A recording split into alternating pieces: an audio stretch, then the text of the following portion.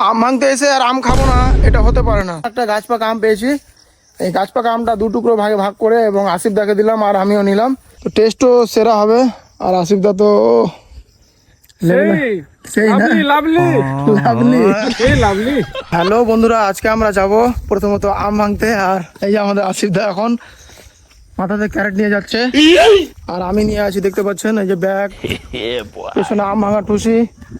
আর এই যে হচ্ছে আম, মালদার বিখ্যাত আম, আপনারা সকলেই জানেন মালদার ফজলি আম বিখ্যাত। আর এখন আমরা যাব ফজলি আম না, হিমসাগর আর লখনা আম ভাঙতে আর কি। তো আপনারা ভিডিওটা লাস্ট পর্যন্ত দেখতে থাকুন এবং সঙ্গে থাকুন। আর আসিফ দা হচ্ছে এই তো ক্যারেট ফ্যারেট নিয়ে দৌড়াদৌড়ি করছে মাঝখানে, দেখতে পাচ্ছেন।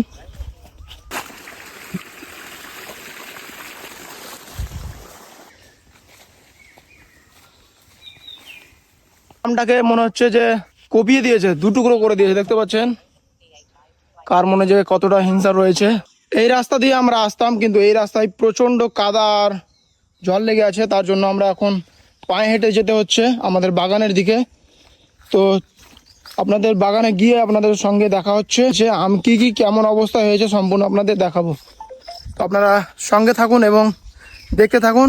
আর এই যে আমাদের রাস্তা সামনে আপনারা দেখতে পাচ্ছেন, রাস্তার বেহাল অবস্থা, প্রচণ্ড জল হয়।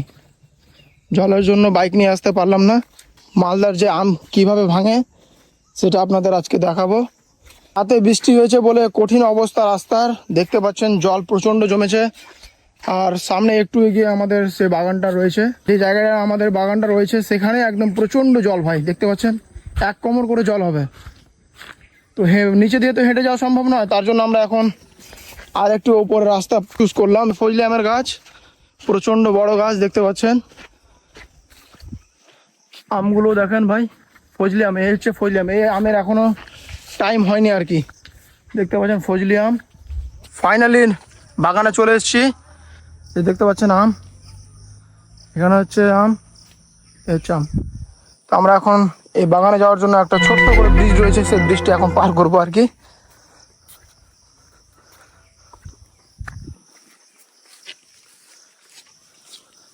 এই হচ্ছে আমাদের আম বাগান।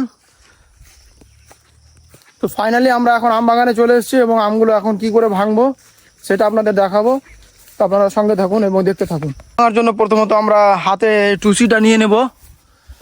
আর দেখতে পাচ্ছেন আমগুলো ওপরে রয়েছে, যেমন এখানে আমরা এই যে এই করে, পাকা আছে নাকি? হ্যাঁ হ্যাঁ আসছি। এই যে দেখতে পাচ্ছেন লাগিয়ে দিয়েছি পুরো আমে, মালটাকে টেনে নিলাম, মালটা একদম নিচে পড়ে গেল। একটা দেখতে পেয়েছি একটা পাকা আম, এই হচ্ছে লখনা আম। মালটা মনে হচ্ছে পাকা আছে, হ্যাঁ সত্যি এটা মালটা কিন্তু পাকা আছে ভাই, দেখতে পাচ্ছেন একদম লালে টস করছে, সেই পাকা আম কিন্তু লখনা আম। এটাকে বনভোজন করতে হবে আগে।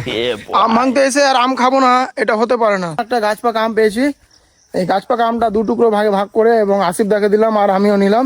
পাকা আমটা কিন্তু আমরা গাছ থেকে তুলে, দেখতে পাচ্ছেন পুরো গাছ পাকা আম যেটা বলা হয়। তো টেস্টও সেরা হবে। আর আসিফ দা তো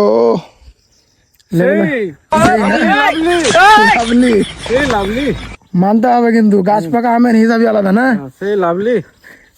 আর একখানা আম পেয়েছে গাছ পাকা, এই যে দেখতে পাচ্ছেন হাতে নিয়ে আছে, এই যে একদম এটাও মনে হচ্ছে লালে টস করছে। হ্যাঁ এটা হচ্ছে গাছ পাকা আম, লখনা আম না এটা? লখনা। বাহ, প্রথমের থেকে এটা মনে হচ্ছে আরো তুলনা করা যাবে না, এটা একদমই টসে লাল হয়ে আছে, আপনারা দেখতে পাচ্ছেন।